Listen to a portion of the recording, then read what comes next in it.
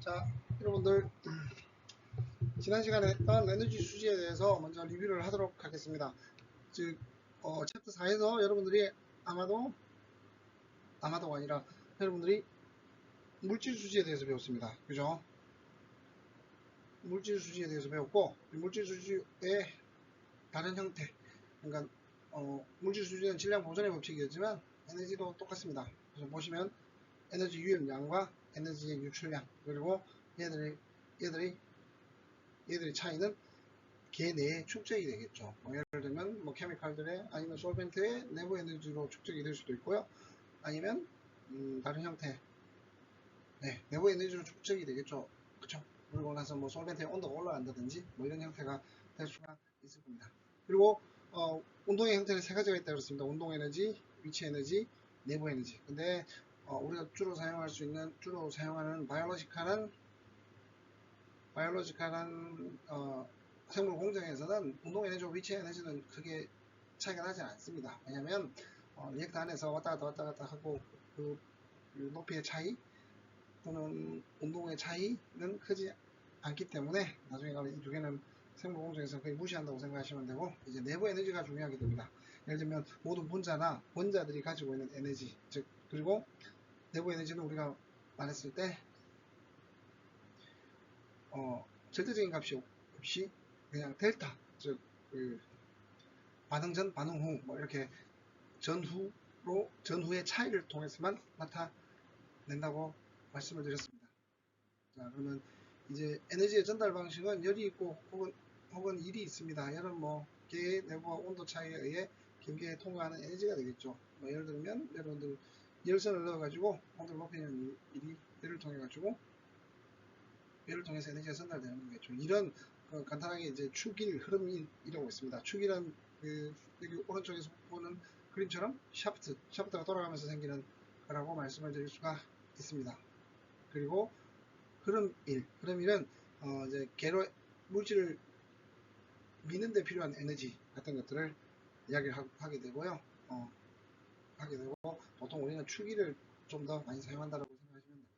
그리고 이제 에너지의 기본 개념인 원줄은 1칼로리는 4.2줄 정도 된다는 거. 그리고 1칼로리는 물을 1도씩 올리는 데 따라 그러니까 1칼로리는 순수한 물 1g을 1아tom 하에서 1도씩 올리는데 필요한 열량이라고 말씀을 드렸습니다. 이걸 이제 줄 에너지의 개념, 일의 개념으로 바꿀 수가 있고요. 물질의 특성, 세기 성질, 크기 성질, 크기 변수 등등에 대해서 쭉 이야기를 했습니다. 그리고 엔탈피와 엔트로피에 대해서 이야기를 했는데요. 엔탈피는 에너지 수지의 계산에 자주 사용되는 것으로서 엔탈피는 U, 내부 에너지 플러스 PV, 압력과 부피입니다. 엔탈피를 비엔탈피라고 그러는데 다음과 같이 표현이 됩니다. 비엔탈피는 즉 다시 말하면 킬로그램당 아니면 스페시픽 엔탈피, 즉 킬로그램당, 그리고 아니면 킬로몰당 이렇게 된 것들을 비엔탈피라고 이야기합니다. B라는 용어는 일반적으로 단위 질량당 변수의 크기를 나타내는 것으로 U의 단위는 보통 다음과 같습니다. 킬로줄 아니면 이렇게 킬로몰로 바꾸긴 하는데 보통은 그램 또는 킬로그램 정도로 나타낸다고 생각하시면 됩니다. 내부 에너지는 절대값을 알 수 없기 때문에 엔탈피 또한 절대값을 알 수가 없습니다. 자, 이제 에너지의 수식은 다음과 같이 나타납니다. M in, M out, 그리고 들어간 열량, 빠져나온 열량 플러스 샤프트. 그래서 결국에는 델타 E가 됩니다. 보통의 경우는 델타 E가 0이 되는 경우가 많겠죠. 그죠? 그래서 이제 여기서 한번 보면 이제 내부 에너지, 비내부 에너지, 그리고 비운동 에너지, 비위치 에너지, 피부에, 근데 비운동 에너지, 비위치 에너지는 거의 제로라고 말씀을 드렸잖아요. 그래서 이제 다시 U를 플러스 PV로 나타내면 다음과 같습니다. U 플러스 PV를 H로 나타내면 비엔탈피가 되고요. 그래서 다음과 같이 되고, 그리고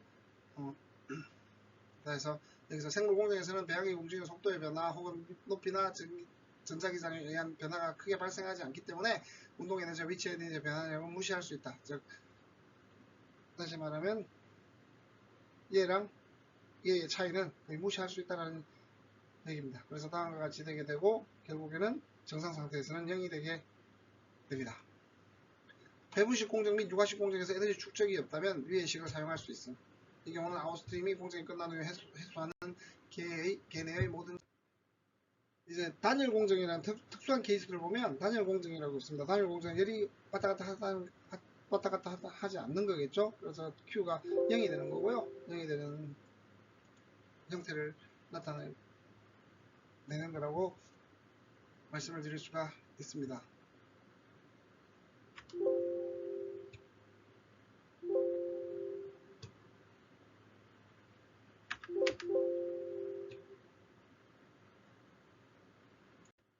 그리고 엔탈피의 절대값을 알 수 없기 때문에 특정 기준 상태에서 H를 0으로 두고 엔탈피 변화량을 보통 계산을 하게 됩니다. 즉 다시 말하면 그림에서 것처럼 스테이트 2에서 스테이트 1, 스테이트 1에서 스테이트 2로 간다 그러면 얘들의 엔탈피를 다음과 같이 H2-H1으로 나타낼 수가 있습니다.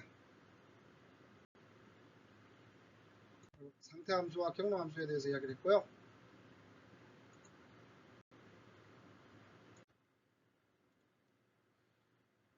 상태 함수라는 것은 엔탈피는 상태 함수이므로 생물 공정에서의 엔탈피 변화량은 가상의 경로에서 변화량의 총합을 계산하여 파악한다.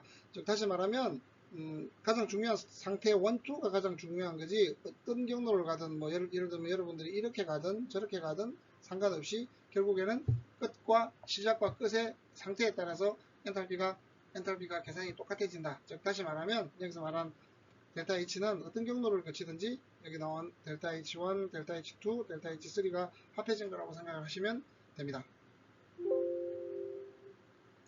자, 그리고 제가 엔탈피의 변화가 3개 정도, 4개 정도 있다고 얘기를 했죠. 온도 변화. 그죠? 온도가 변하면 내부 에너지가 변하겠죠. 그리고 상 변화, 즉 뭐 기체에서 고체, 고체에서 액체 등으로 변할 때 상의 변화가 생깁니다. 그리고 혼합하거나 용해될 때 변화가 생기고 당연히 화학 반응에 의해서 발열 반응, 흡열 반응 등에 따라서 화학 반응에 의해서 엔탈피 변화가 생기겠죠. 그리고 다음과 같은 수식을 가지고 얘들의 변화를 계산을 할 수 있다 합니다.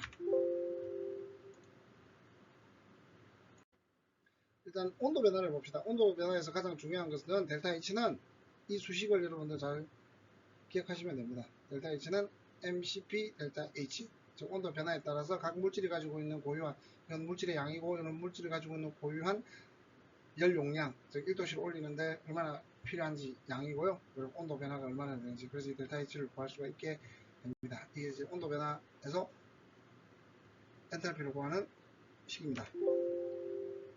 1도씨에서 150g의 포미 객시들을 올릴 때 CP가 다음과 같이 되면 델타 H는 mCp 델타 T에서 150g 0.524 그리고 차이는 45도 그래서 하면 총 3.54kcal가 나오게 됩니다. 따라서 이제 끝에 보면 어디셔널하게 25도씨에서 H의 0이 25도씨에서 H가 0이라면 상대적으로 70도에서는 엔탈피가 3.54칼로리가 된다 입니다. 그리고 에틸렌 글라이콜은 20도씨에서 10도씨로 냉각되었다. 비엔탈피의 변화량은 얼마인가? 델타 H는 M을 빼고 CP 델타 T죠. 그리고 저 위에 CP랑 온도가 나와 있으니 5.69 칼로리 그램 마이너스 1 그리고 여기서는 이제 1칼로리가 4.18 줄이니까 변화는 어렵지 않게 해줄 수가 있습니다. 그리고 온도 변화는 보통 온도에 따라서 CP가 변합니다. 근데 솔직히 말하면 그 변화가 크지 않아서 보통은 CPM이라고 해서 그냥 CP로 통해서 나타낸다라고 생각하시면 됩니다. 상변화는 이제 여러분들 우리가 고체, 액체, 기체가 있지 않습니까? 거기서 이제 변할 때 열이 왔다 갔다 하는 것들을 말하는 것으로서 액체를 기체로 즉 증발시킬 때 열이 필요하고요. 고체를 액체로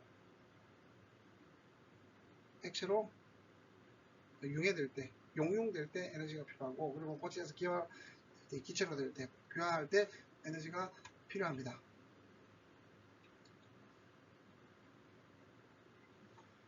개들을 다음과 같이 나타냈고요. 상변화에 의한 엔탈피의 변화량은 델타 H 곱하기 델타 H는 M 곱하기 델타 HV 이 상변화열이라고 부릅니다.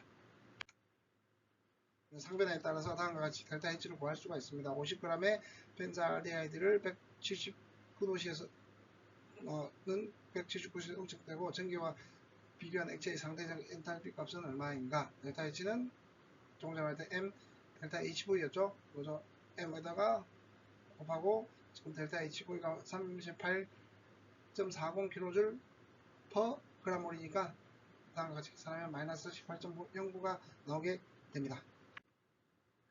상변화는 상태함수이기 때문에 조금 전에 보여줬죠. 25도씨, 60도씨, 조금 전에 보여줬던 건 25도씨로 갔다가 변하게 되는데, 그런 게 아니라, 지금 여기서는 리퀴드 60도씨로 변했다라고 말씀을 드릴 수 있지 않습니까? 그래서, 다시 말하면, 시작과 끝만 생각하시면 됩니다. 지금 원래는 지금 이 어떤 특정한 물질이 리퀴드가 베이퍼가 되는데 60도씨에서 보통 그렇게 베이퍼가 된다라고 하면, 근데 특이한 경우 리퀴드가 30도씨에서 베이퍼가 될 수도 있습니다. 그러면 이때 잡열을 30도씨에서의 베이퍼가 정발될 때 정발열을 구하라고 하면 원래는 60도였으니까 60도로 갔다가 그리고 정발하고 다시 30도로 내려오는 이 과정을 거쳐도 이 델타 H는 이 세 개를 합한 것과 같다라고 말씀을 드릴 수가 있습니다. 그리고 혼합과 용해는 뭐 똑같이 H 믹스처는 델타 H, HA 플러스 엔탈피 B 그리고 델타 HM을 통해서 계산하는데 아마 여러분들이 이거 혼합과 용해에 관한 내용은 아마 계산하는데 좀 적게 나올 거고요. 다음과 같이 용해할 때 간단한 계산을 통해서 계산을 할 수가 있습니다. 근데 다른 것들보다는 얘들이 좀 적게 나온다라고 생각하시면 될 것 같아요. 그리고 전기표는 이제 각각의 evaporation 에너지 등을 표를 통해서 나타낸 거라고 생각하시면 될 것 같습니다. 이제 반응이 없는 수지식에 대한 계산 절차를 한번 쭉 읽어보시면 내용을 이해할 수 있을 거고요. 그리고 제가 이제 뭐 25도씨 물이 들어가서 88도씨의 리퀴드로 되고 나머지 1kg는 워터 베이퍼로 될 때 이때 에너지의 변화를 계산하는 일이 있었습니다. 그래서 정상 상태에서 Q가 얼마가 들어가느냐, 열이 얼마나 들어가는지에 대해서 계산을 했었는데요. 다음 수식을 통해서 계산을 하고 처음에서 이제 여기서는 상태가 온도가 변한 게 있었고 다시 말하면 9kg는 25도씨에서 88도씨로 올라갔고 충일을 무시할 수 있고 그리고 1kg은 25도씨에서 88도씨에 1kg은 88도씨에 전기가 됐지 않습니까? 전기를 가지고 계산을 하게 되면 다음과 같이 나오게 됩니다. 그래서 지금 첫 번째는 뭘까요? 첫 번째는 전기표에서 나왔던 10kg에 0.408 물인데 여기서 빼주면 9kg에 368.5 그리고 1kg에 전기 2656.9kJ/kg을 각각을 계산한 다음에 Q가 전체가 0이 되는 Q는 마이너스 4925.4kJ 즉 Q 값이 마이너스니까 빠졌다는 얘기겠죠. 넣어줬다는 얘기라고 말씀을 드릴 수가 있습니다. 그리고 이제 리액션이 생기면 리액션에 관한 내용들도 쭉 같이 생각을 하실 수가 있고요. 연소열, 표준열 뭐 이런 것들을 통해 가지고 반응에서 생기는 엔탈피 변화를 우리가 계산을 할 수가 있습니다. 다음과 같이.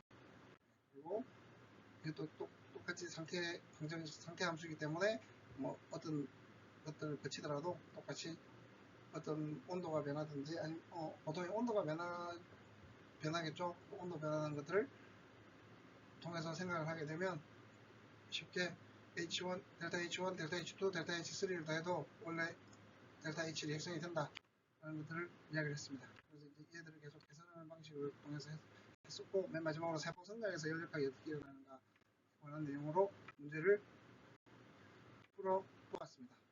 이건 한번 여러분들이 한번 쭉 풀어보시기 바라겠습니다. 여기까지가 이번 시간에 리뷰가 되겠습니다.